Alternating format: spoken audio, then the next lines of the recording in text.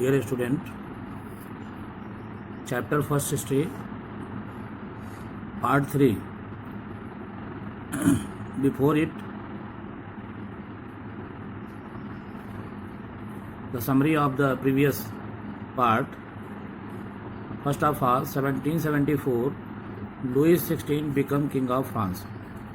1774 में Louis 16 France का king बन गया.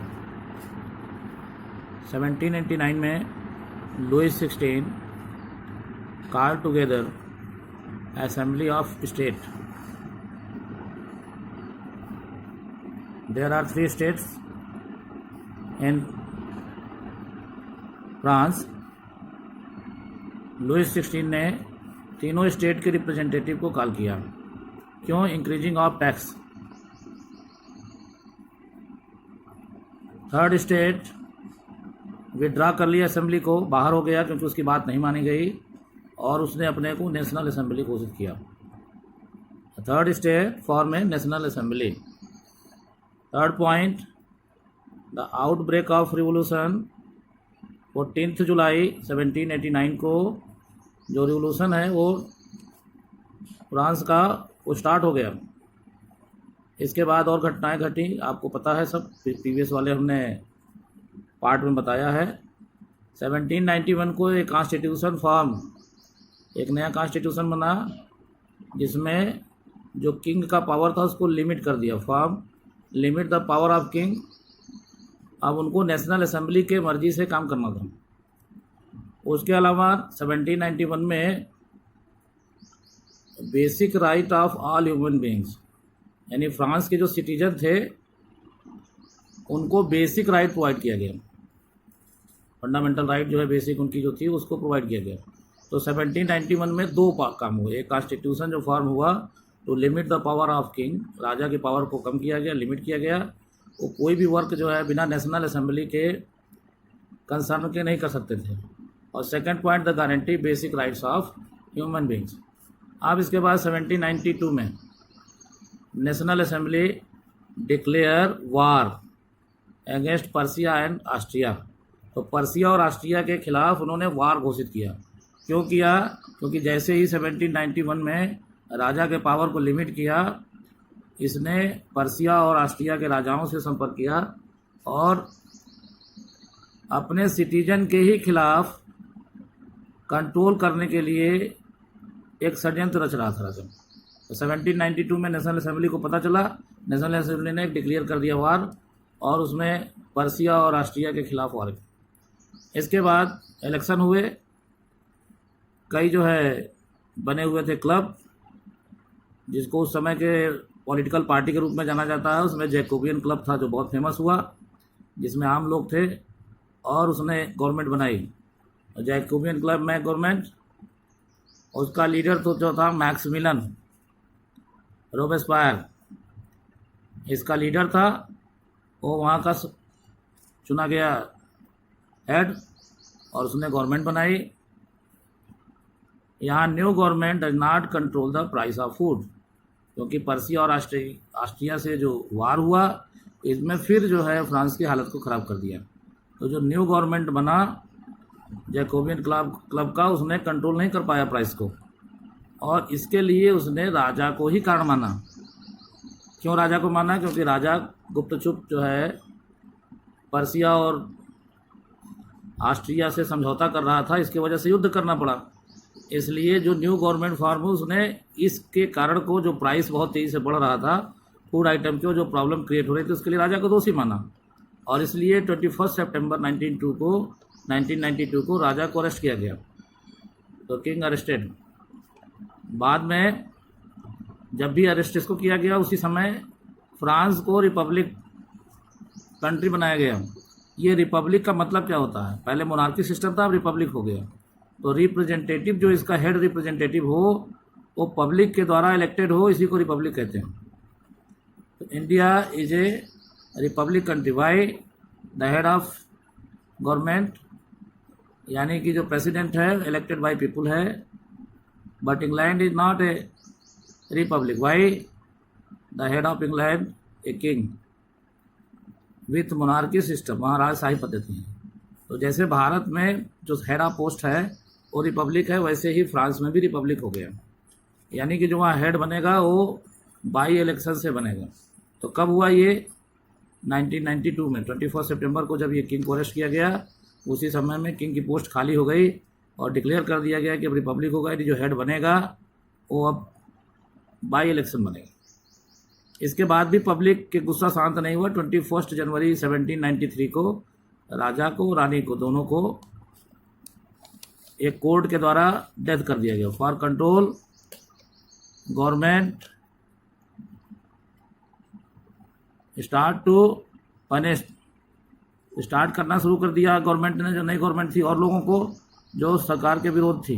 अभी यहाँ आपको बताया कि 21 जनवरी को 1793 को राजा और रानी दोनों को फांसी दे दी गई। इसके बाद भी कंट्रोल नहीं हुआ, तो कंट्रोल के लिए गवर्नमेंट ने क्या किया कि जो भी विरोधी थे, यहाँ पे उस समय जो पीएम था या जो भी पोस्ट थी हेड, उसका जो था उसका नाम लिखा हुआ है, ये अभी बताया था आपको, मैक्सिमिलियन रोबेस्पियर। ये जो था इसने कंट्रोल करने के लिए क्या किया, अपने विरोधियों को पनिशमेंट देना शुरू किया। तो मैक्सिमम पीपल को किल किया, और जो वहाँ पे फांसी दी गई उसको गुलियोटाइन कहा गया। एक डॉक्टर गुलाटिन थे, उन्होंने इसको आविष्कार किया था फांसी देने की पद्धति, तो गुलियोटाइन किया गया।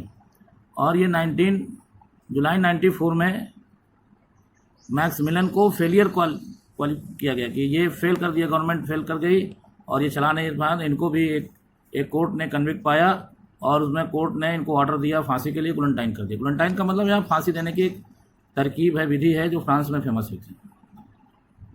तो गुलियोटाइन कर दिया गया इनको, जो नए चुन करके पीएम आए थे। और इस तरीके से जैकोबियन जो क्लब का शासन था वो समाप्त हो गया। अब फ्रांस में जो सरकार थी वो अलग तरीके के सरकार का विचार हो रहा था। ये माना गया कि जब भी किसी एक व्यक्ति के हाथ में शासन दिया जा रहा है तो वो सही से चला नहीं पा रहा है। इसलिए वहाँ की जनता ने, वहाँ के कॉन्स्टिट्यूशन को विचार करने वालों ने 5 मेंबर का एक नया सिस्टम बनाया कि 5 मेंबर मिल करके शासन चलाएंगे, जिसे उन्होंने डायरेक्टरी रूल्स इन फ्रांस, यानी कि डायरेक्टरी जो है रूल्स का ये नाम दिया। ये डायरेक्टरी रूल क्या होता था? तो इसमें 5 मेंबर होते थे, 2 लेजिस्लेटिव काउंसिल बनाई जाती थी, चुनी जाती थी पब्लिक के द्वारा, और वो मिल करके 5 लोगों को अपॉइंट करती थी, जिनको समझती थी कि बहुत सक्षम है ये सरकार चलाने में। यहाँ पे समझने वाली बात है कि पांचों के पावर लगभग बराबर होते थे, और किसी भी मुद्दे पे ये पांचों आपस में डिस्कशन करने के बाद कोई चीज को लागू करते थे। तो new constitution elected 2 legislative council, और ये जो 2 लेजिस्लेटिव काउंसिल थे इसने 2 अपॉइंट किए 5 मेंबर्स, जिनको डायरेक्टरी बोर्ड कहा गया। तो जैसे आजकल कोई फैक्ट्री या फर्म चलाने के लिए डायरेक्टरी बोर्ड बनता है, वो पूरे फैक्ट्री को चलाता है, ऐसे ही सरकार चलाने के लिए 5 लोगों को नियुक्त किया गया। इसी में से एक मेंबर था नेपोलियन बोनापार्ट। ये नेपोलियन बोनापार्ट आर्मी से था, बहुत लोकप्रिय था, और उस समय पब्लिक इसकी सफलता को लेकर के बहुत उत्साहित थी। तो जब ये इसमें 5 मेंबर्स में चुना गया तो ये इसकी पॉपुलैरिटी इतनी ज़्यादा थी कि इसने बाकी 4 के जो पावर थे उसको सीज कर दिया, और Napoleon Bonaparte become a king of France. अब यहाँ देखने वाली बात है कि पहले भी किंग था और आज भी किंग आ गया, यानी डेमोक्रेटिक जो पद्धति था उसका रूप बदल गया, और नेपोलियन ने सारे पावर अपने पास रख लिए। अब ये क्यों स्थिति आई? क्योंकि जो बाकी मेंबर थे आपस में लड़ रहे थे, इनका जो है लेजिस्लेटिव काउंसिल से भी लड़ाई लगातार चल रही थी।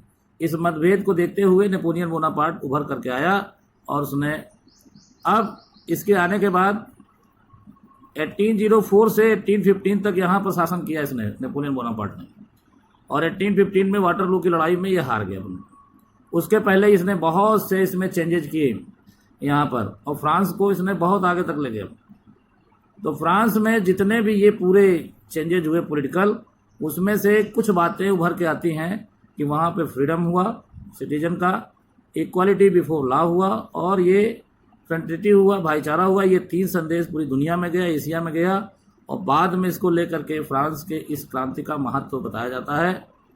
अब इस तरीके से जितने पॉलिटिकल चेंज 1815 तक हुए आपके चैप्टर में हैं।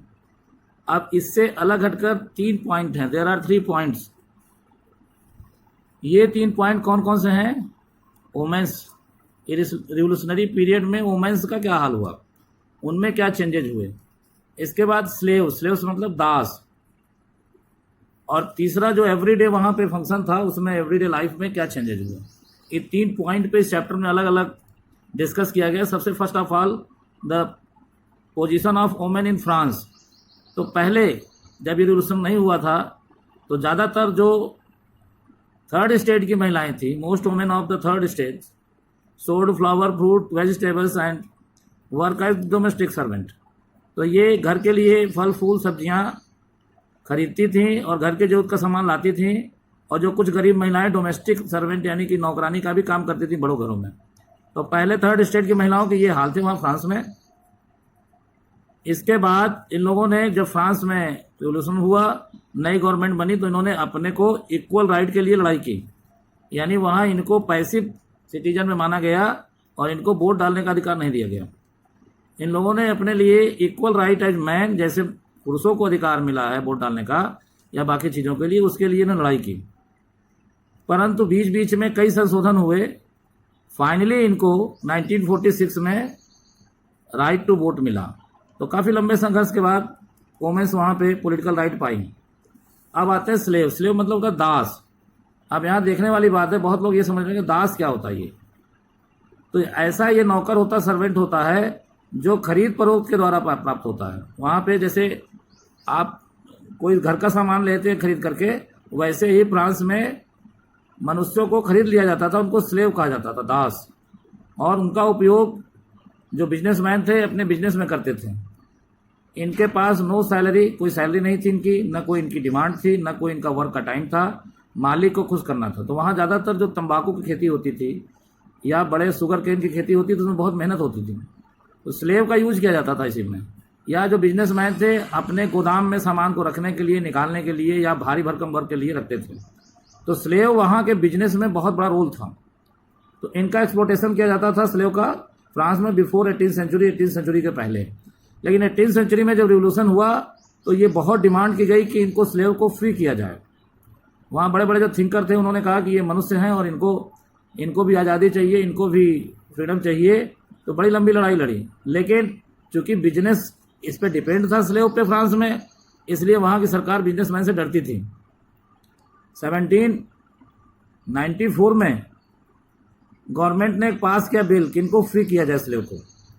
बड़ी जद्दोजहद के बाद एक बिल आया कि इनको फ्री किया जाए। परंतु जब नेपोलियन फिर से आया 1805 में, 1804 में, तो उसने फिर जो है स्लेवरी को लागू कर दिया। फिर उसके बाद बहुत जद्दोजहद के बाद, बहुत से उतार चढ़ाव के बाद फाइनली स्लेवरी जो है वो 1848 में समाप्त कर दिया गया। तो देखिए स्लेवरी में 18th सेंचुरी के पहले बहुत ज़्यादा प्रॉब्लम थे स्लेव्स। फिर 1794 में समाप्त कर दिया गया स्लेव। फिर जब नेपोलियन आया तो फिर से रिंट्रोड्यूस किया और लास्टली फाइनली 1848 में जो स्लेवरी था फ्रांस से समाप्त कर दिया गया। अब आते हैं third point, everyday life. Revolution का एवरीडे लाइफ पे क्या फर्क पड़ा? What is the effect of revolution in everyday life? तो पहला है फ्रीडम ऑफ स्पीच। पहले वहाँ कोई भी आप पेपर में, न्यूज़पेपर में या किसी मैगजीन में कोई आप रिटन कमेंट डालना चाहते हैं तो गवर्नमेंट से अप्रूवल लेना पड़ता था। गवर्नमेंट यदि अप्रूवल देगी तभी आप लिख सकते हैं और गवर्नमेंट के अगेंस्ट आप नहीं लिख सकते, नहीं तो आपको सजा होगी। लेकिन after revolution freedom of speech, बोलने की आज़ादी हो गई। उसके बाद ये फ्रीडम ऑफ प्रेस, ये इसी से रिलेटेड है। पब्लिक को बोलने की आज़ादी हुई, यहाँ प्रेस को आज़ादी हुई। कुछ भी लिखने पढ़ने की न्यूज़पेपर में जो जर्नलिस्ट है वो लिख सकते थे, सरकार के खिलाफ क्रिटिसाइज कर सकते थे, ये आज़ादी मिली। इसके बाद right all citizen. Everyday life में क्या हुआ? पहले वहाँ पे 3 भागों में स्टेट बटे हुए थे, सोशल जो समाज था बटा हुआ था, सोसाइटी डिवाइडेड इन 3 स्टेट। सबके रूल रेगुलेशन थे, ड्रेस थे, ड्रेस कोड थे। अब क्या राइट ऑफ ऑल सिटीजन, सबको एक बराबरी राइट दिया गया। तो किसी भी विशेष स्टेट के लिए कोई राइट ऑफ ये ड्रेस कोड नहीं था, कोई पाबंदी नहीं थी, सबको बराबर अधिकार मिले हुए थे। इसके बाद जो वहाँ की पब्लिक थी, बिना सरकार की इजाज़त के कोई फेस्टिवल को सेलिब्रेट नहीं कर सकते थे और कोई कल्चरल प्रोग्राम नहीं कर सकते थे। अब उसके लिए प्ले सॉन्ग, सेलिब्रेट फेस्टिवल, नाच गा सकते हैं, हर कार्यक्रम कर सकते हैं, कल्चरल प्रोग्राम कर सकते हैं। तो that is a very big advantage. Lastly liberty and justice, तो सभी को आज़ादी मिल गई। लिबर्टी मीन्स और जस्टिस मतलब न्याय। अब ये नहीं था बड़ा छोटा राजा रंग कुछ नहीं, सबको एक बराबर मिल गया। तो इस तरीके से फ्रांस का जो रिवोल्यूशनरी चैप्टर है, फर्स्ट चैप्टर हिस्ट्री का, फ्रेंच रिवोल्यूशन, ये समाप्त हो रहा है। छोटी मोटी पॉइंट्स हैं जो बीच में इग्नोर किया है हमने, तो after the end of chapter इसको डिस्कस करेंगे। आप लोग क्वेश्चन राइज करिएगा और इसको बार बार पढ़िए। ओके।